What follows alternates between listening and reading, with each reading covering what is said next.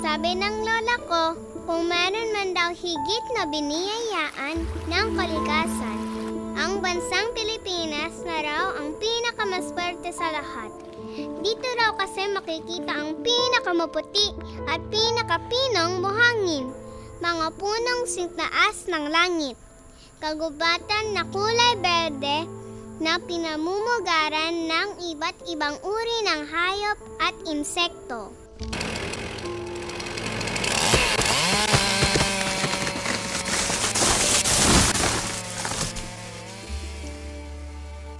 Makikita ko pa kaya ito?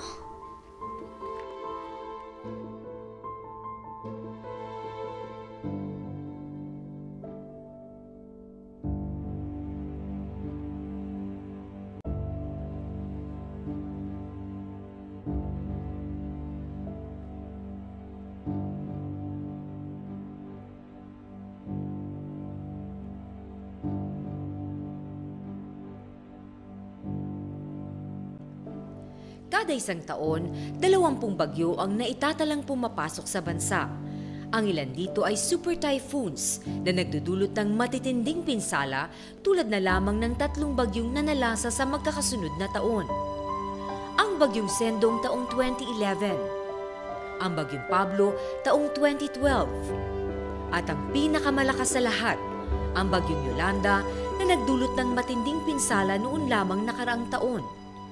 Tuwing may banta ng paparating na bagyo at kahit ulan dala ng hanging habagat, isang malaking agam-agam na at pagkabahala ang sakunang maaring idulot nito.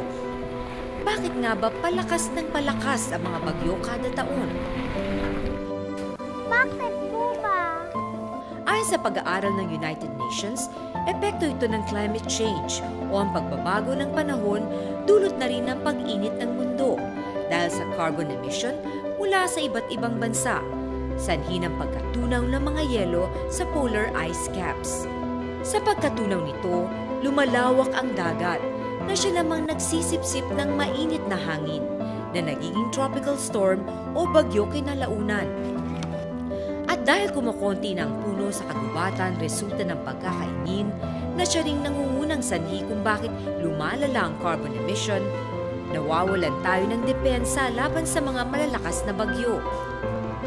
Ayon sa inilabas na datos ng United Nations University, naitala ang Pilipinas bilang ikatlong bansa na lubos na apektado ng climate change.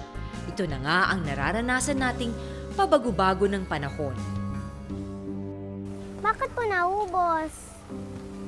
Kung ating babalikan, 70 taong nakalipas, ang bansa natin ay sagana pa noon sa yamang kalikasan. Umaabot sa 30 milyong ektaryang kagubatang pinagkukunan ng malinis na tubig, kahoy panggawa ng bahay, gamot, pagkain at trabaho. Ngunit sa paglipas ng panahon, unti-unti itong nauubos. Mula sa taong 1990 hanggang 2010, umabot sa 50,000 ektaryang kagubatan ang naubos kada taon. At patuloy na nauubos dahil na rin sa walang habas na pagputol ng mga puno at pagmimina. At ang urbanisasyon kung saan ektaryang lupa ang kinakamkam upang gawing subdivision, industrial sites at commercial sites. At kung sa akala natin sa kagubatan lang laganap ang illegal logging, meron din sa karagatan. Ito ang pagkaubos ng mga mangroves na nagsisilbing depensa naman laban sa malalakas na alon o storm surge tuwing may bagyo. Bukod dito, ito rin ang nagsisilbing balakid tuwing may high tide na nagbibigay proteksyon mula sa pagkaubos ng mga baybayin o soil erosion at nagpapababa ng polusyon sa dagat. Nagsisilbi rin itong punlaan at tahanan ng mga iba't ibang uri ng hayop at isda. Isa sa malaking dahilan kasi nito ay ang paggamit sa mangroves upang gawing uling pangluto.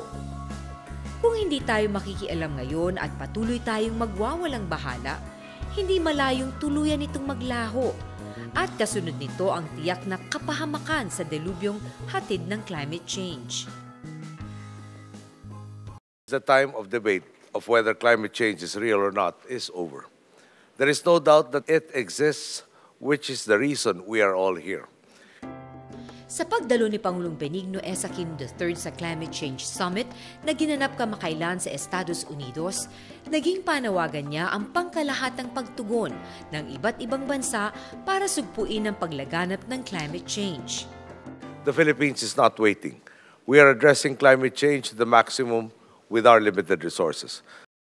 Together, we must face these challenges and surmount them, or together we will suffer the consequences of inaction. Isa na nga sa ginawang pagtugon ng pamahalaan ay ang pagbuo ng National Greening Program o NGP noong taong 2011 sa ilalim ng priority programs ng Pangulo. Layunin nito ang pagtanim ng hindi bababa sa 1.2 bilyong puno sa 1.2 milyong ektarya ng lupain sa bansa bago matapos ang termino ni Pangulong Aquino sa taong 2016. Isa sa mga lalawigan na tinututukan ng programa ay ang rehiyon ng Bicol, na taon-taon ay dinaraanan ng mga bagyo na siyang nagdudulot ng matitinding pinsala at pagbaha sa lugar. Resulta upang ang lalawigan ay mailagay sa isa sa mga mahihirap na rehiyon sa Luzon. One of the objective kasi ng National Greening Program is more on climate change related effort ito ng ating gobyerno, in which we're increasing the vegetation cover ng ating ng buong Pilipinas, no? And a big part of the open areas in the region. So, mangyayari dito, we're now building more carbon sinks within the region. So, basically, being a typhoon prone, it helps the global effort. Sa ilalim ng programang ito, magtatanim ng mga kakahuyan sa loob ng 72,000 ektarya ng lupain sa rehiyon, gamit ang ridge-to-reef eco-based approach para punan ang mga bakanting lupain ng mga punong namumunga at timber upang magsilbing alternatibong kabuhayan, kapalit ng pagkakaingin at illegal logging sa lugar. Kasama na rin dito ang pagtanim ng mga puno sa urban areas at mangroves naman sa mga coastal areas upang magsilbing pananggalang sa mga storm surges at punlaan na rin ng mga isda. We have already accomplished around 57,100 hectares. And there are several commodities included. Among others, the mangrove areas, planting of fruit trees, fuel wood species, timberland, and urban.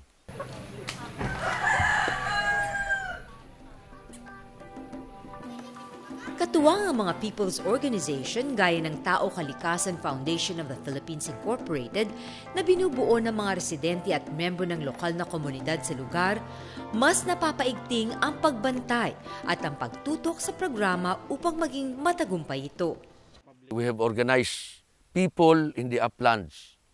Register natin sa SEC para mag-participate sila sa programa. And then sila ang nagtataguyod, sila ang nag-i-implement na katulong natin sa national greening sa upland. Kaakibat din ng programa ang pagbigay ng alternatibong kabuhayan, gaya ng pagbibigay ng 250 pisong arawang kita sa mga tagapangalaga at mga manggagawa na siyang magsisigurong mabubuhay at lalago ang mga ipinunlang puno. Bukod pa rito, bibilhin din ng samahan gamit ang pondong inilaan ng DNR mula sa NGP ang bawat punlang ibebenta ng mga residente sa kanila ng 5 piso mula sa 1 pisong pagbili ng binhi nito. Sa kabuuan, kumikita sila ng 4 piso bawat isang punla. Nakikita kasi ng mga local government unit na itong yung mga people's organization na pinagkakatiwalaan ng DNR na siyang magsakatuparan ng mga proyekto, mas malaki ang nabibigay na employment sa kanilang mga nasasakupan. At sila mismo, yung mga local government unit, sumasali sa mga patrabaho upang magkaroon ng kita. At batid naman natin, lalo na dito sa ganitong lugar na napakalayo na sa syudad, ang tanging inaasahan ng mga LGU ay yung kanilang IRA. So, sa pamagitan ng National Greening Program ay nagkaroon sila ng chance na makilahok at kumita, lalo na yung mga may hirap na pamilya na nasa kanilang nasasakupan. Ako po si Relio Magdahong, dating maguling. Kasi po nung panahon na yun, wala akong mapagkunan. Yun ang naisupport ko sa mga anak kong nag-aaral. Ang income ngayon, mas maganda kaysa noon. Eh noon po, mababang masyado lang. Halos sapat-sapat lang halos. Kung minsan kinukulang pa. Pero ngayon, sa awan Diyos ay tumatama sa pangailangan dahil po sa trabaho dito. Eh ngayon po, ang bayaran dito sa trabaho, 240 po ang araw. Ang isang araw po, tulad niya, magtatanim, magtatabas. Kaya maganda po yung palakad ng gobyerno natin. Napakaganda. Yung dating mga tiwangwang natataniman. Kaya maganda po ngayon ang natin, ang palakad ng gobyerno. Dahil yung mga maramo na mga damo lang ang tumutubo, ngayon may mga tanim na po. Bukod sa pagbigay ng dagdag kita sa mga residente, nakatulong din ang programa upang makabuo ng ilang pang mga proyektong pangkabuhayan, katuwang ang ilang ahensya ng pamahalaan, gaya na lamang ng water refilling station at Gisigan Multi-Purpose Cooperative. Natulungan kami ng DNR, ng National Green Program, dahil sa unang-una naprotektahan po namin ang kabundukan namin na siya pong pinagkukunan ng tubig. At ito nga po namin napansin at nakita namin na maaari palang pagkakitaan ang tubig ng kabundukan dito sa aming barangay. At ganoon din po, binigyan kami ng tulong ng DTI at ng DOLE para maumpisan ito sa pamagitan pong pagbibigay ng kanilang mga machine. Yan na pong water refilling machine na pinag-umpisan po ng aming pong samahan. Since nung nakaraan pong wala pang NGP, ang tao po rito sa amin ay halos umaasa sila sa pagkakalbo o sa paggamit po ng yamang gubat, katulad po ng pag-uuling, pagputol ng kahoy, at iba pa pong masasabi nating paglapastangan po sa para lang po kumita ang pera, sapagkat napakarami po talagang mahirap dito sa aming barangay, nakikita naman po natin. Ngayon po, nung dumating na itong proyekto, nagkaroon po kami ng alternatibong hanap buhay namin. Ito mga ginagawa namin ay bunga ito ng project namin na galing sa DNR, tinatawag na CARP project, na itinanim namin noong 2010. So ngayon nasa stage sa kami ng CARP project namin ng post-harvest project. Itong project na ito ay tinulungan kami ng DTI sa pamamagitan ng mga equipment, technology, equipment, at saka sa ngayon tinutulungan din kami ng marketing. Ngayon ang Tao Kalikasan ay nag-a-assist din sa amin kung paano namin i-market yung mga produkto namin tulad ng abacus slipper, ng bag, at saka ng scrunch. Para sa akin, pag ang project ng gobyerno ay para maging kapaki-pakinabang, importante, dapat mag-uumpisa tayo sa pinakamababa. Isa na nga sa natutulungan ng programang ito ang mga katutubong agta na nakatira sa bundok. Mula sa mga naipong abaka, kanilang ginagawa ang mga materyales na gagamitin sa paggawa ng abacus slippers. Sa isang dosenang tinahing dahon ng abaka, kumikita sila ng 40 piso.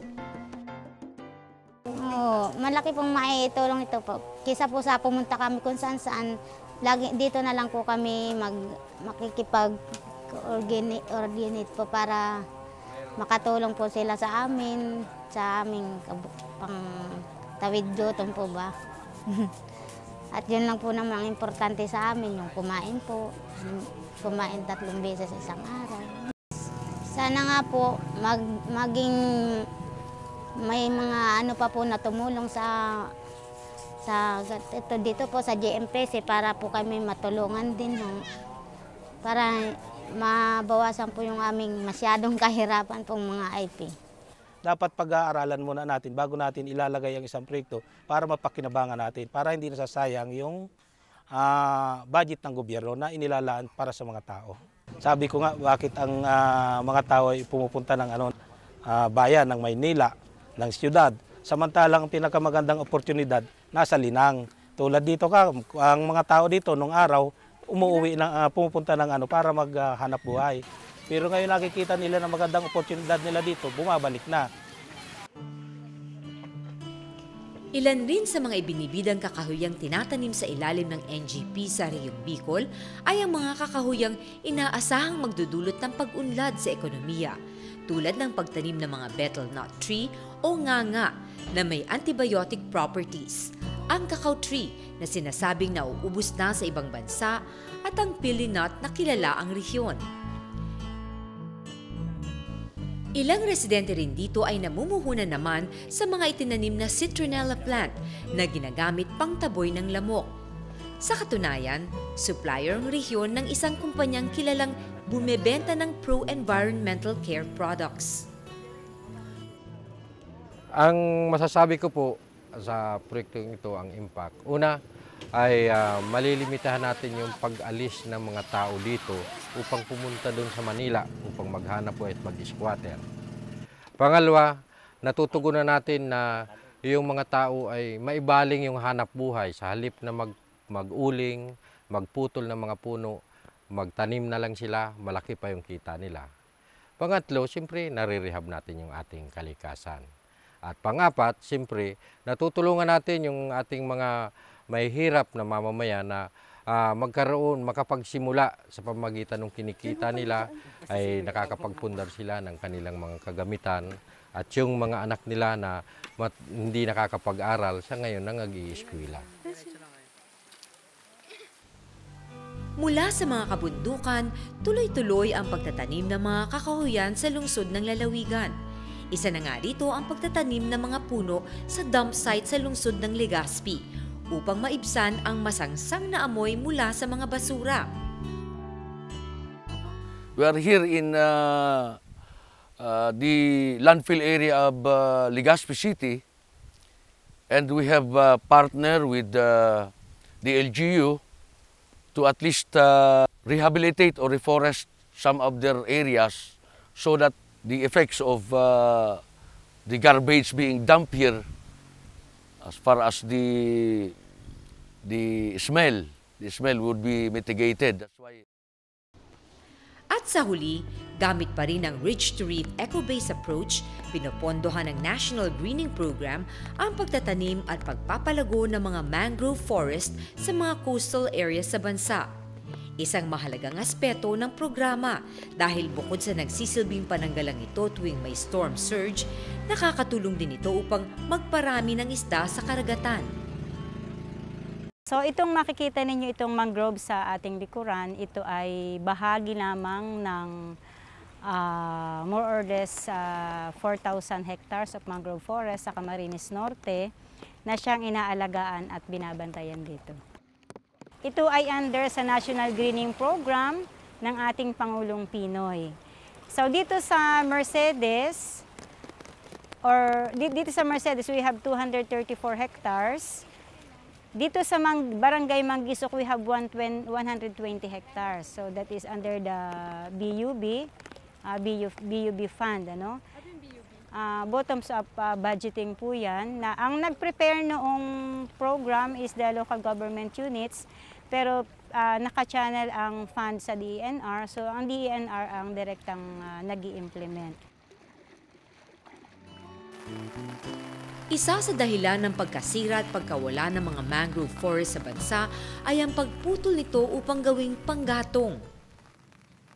Kapag pinutol mo yung isang puno na yon, baka hindi pa makaisang sakong uling, wala pang 100 pesos yung kikitain mo.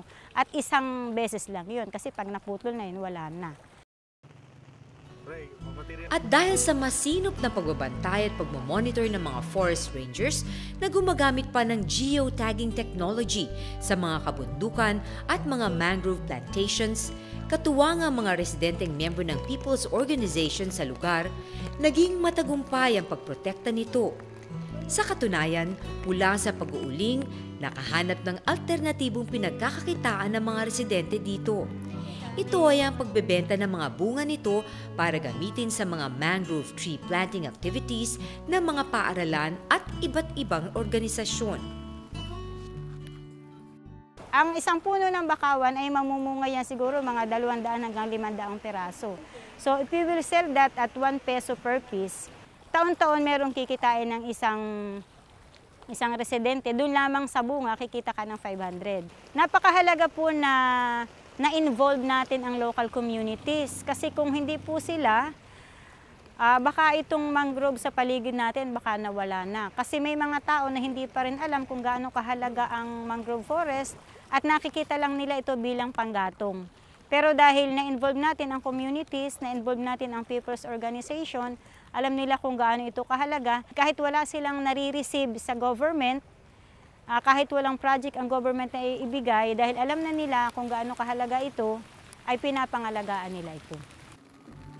Sa pag-alaga ng mga mangrove forest, malaki ang benepisyong maidudulot nito sa panghabang buhay ng pangingisda dahil sa bawat 1 hektaryang bakawan, 1 toneladang isda ang sisibol mula dito kada taon.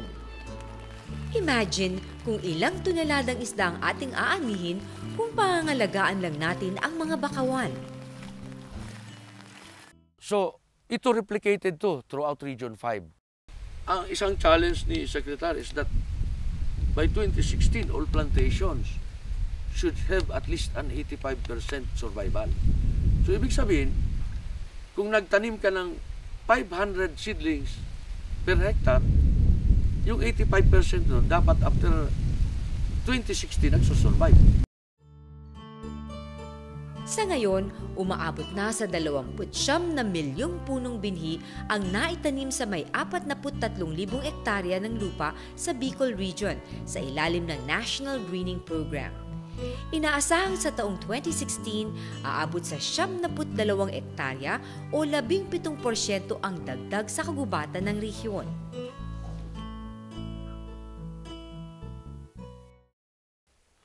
Ito kasi more focus and the financial support is there. Kasi yung commitment ni Presidente talagang binibigay niya. Ang isang problema before is that may mga initiatives tayong ganito, but minsan delayed ang release ng funds.